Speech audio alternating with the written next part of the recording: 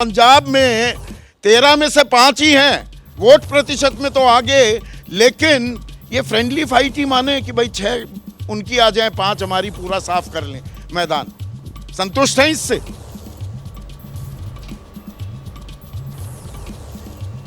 नहीं, मुझे नहीं लगता कि इसको फ्रेंडली फाइट कहा जाएगा। देखिए, इसके अंदर हमारे जो कार्यकर्ता है, दोनों पार्टियों के कार्यकर्ता, उन्होंने हमारा जो केंद्रीय नेतृत्व है उसको सही उन्होंने बताया है कि हमें एक साथ नहीं जाना है। ये पब्लिक की, जो जमीन लेवल की पब्लिक जो है, उसके सेंटिमेंट की बात है।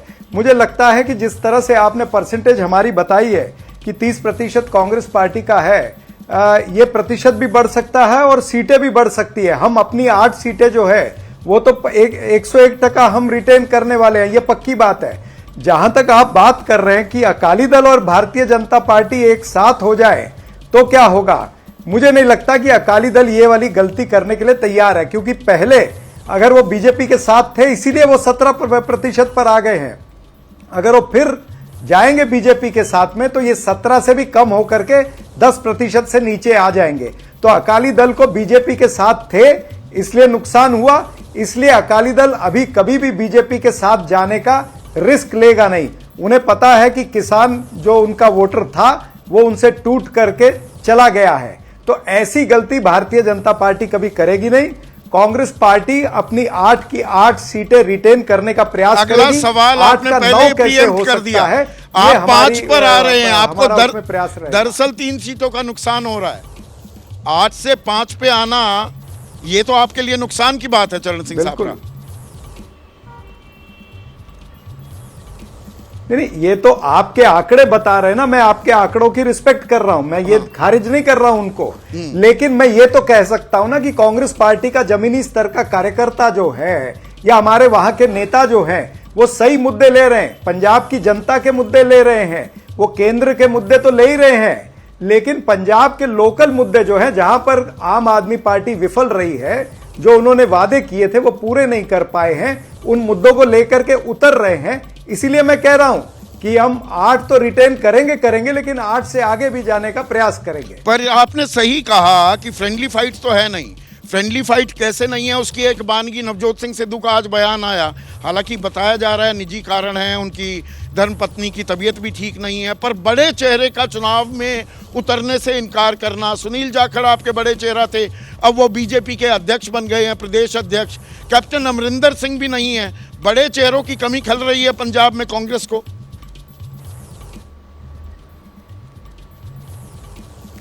नहीं, जरा भी नहीं खल रही। देखिए, अगर बड़े चेहरों की कमी खल रही होती तो जो आंकड़े आप बता रहे हैं, 5 सीटें या जो आप 30% वोट दिखा रहे हैं, ये कोई बहुत बुरा 30% वोट कोई बहुत बुरा नहीं है। लेकिन मैं फिर भी आपको ये कहना चाहता हूं कि जहां तक सिद्धू जी का सवाल है, उनकी धर्म पत्नी की तबीयत ठीक नहीं है, इसलिए वो शायद इस चुनाव में हिस्सा नहीं लेना चाह रहे। और बड़े चेहरे की बात जहां तक आप करते हैं, चेहरे तो सारे चेहरे छोटे होते हैं, धीरे धीरे बड़े होते हैं, धीरे धीरे बड़े होते हैं। प्रताप बाजवा क्या ये बड़ा चेहरा नहीं है? ठीक है, वो आपका फेयर पॉइंट है, चेहरे धीरे धीरे बड़े भी होते हैं। लेकिन विजय त्रिवेदी, हमने इंडिया की बात की, एनडीए के लिए ये क्या तस्वीर है? ये थोड़ा चिंता का सबब है, और गठबंधन की दरकार क्या और बढ़ती दिखाई देगी कि भाई शिरोमणि अकाली दल को भी लाना होगा?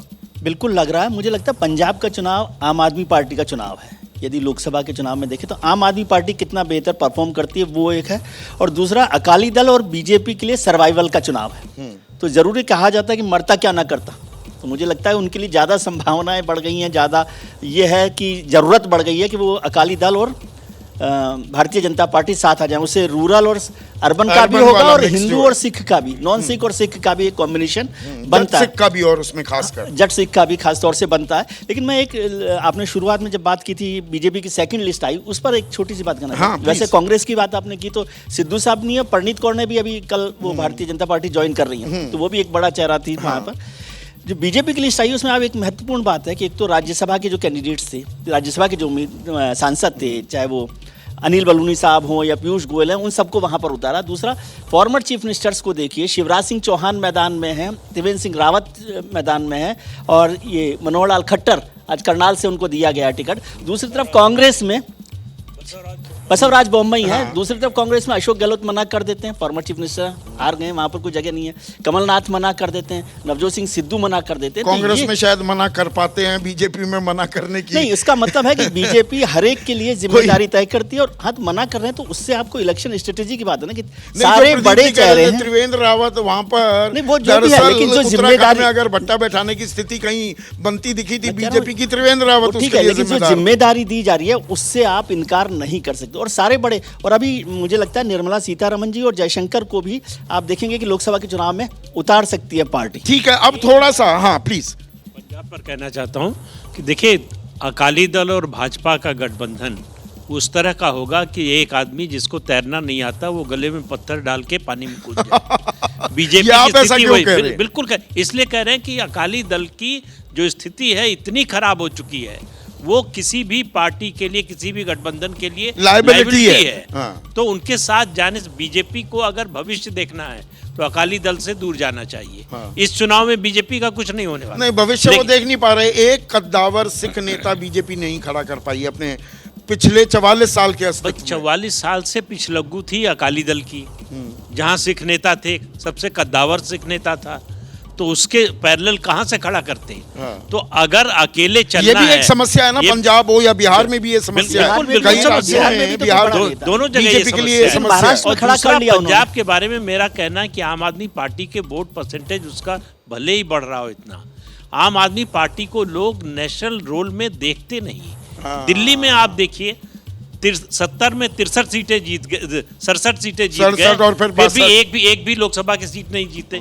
पूरे देश में से 543 में से एक लोकसभा सीट है। पर अलग अलग लड़ना क्या काम कर रहा है कांग्रेस और आम आदमी पार्टी के? निश्चित रूप से काम करेगा। जैसे ही घड़ी का काटा दोपहर 2:30 पे आए, बबीता जी का दिल सास बहू साजिश के लिए मचल जाए।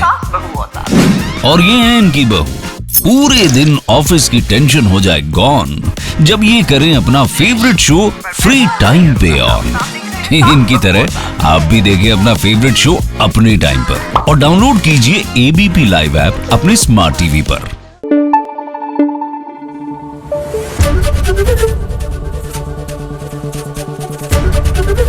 एबीपी न्यूज आपको रखे आगे।